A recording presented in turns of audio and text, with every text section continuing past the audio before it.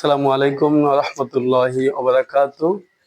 এখন আপনাদের সামনে আমার মেজো ভাইজান হাফেজ মাওলানা মুফতি ওমর ফারুক মুত্তাকিন্দরী মেজো ভাইয়ার বড় ছেলে আমাদের মোহাম্মদ আব্দুল্লাহ স্বপ্নুল মুরসালিন একটি সূরা বলবে।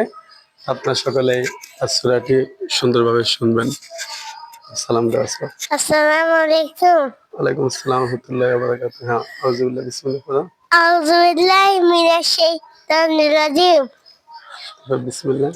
বিসমিল্লাহির রহমানির রহিম। আলহামদুলিল্লাহি আলহামদুলিল্লাহি রাব্বিল আলামিন। রহমান। আর রহমানির রহিম। হ্যাঁ বলো। মালিকি ইয়াউমিদ্দিন। হ্যাঁ ঠিক আছে। ইহদিনাস সিরাতাল মুস্তাকিম।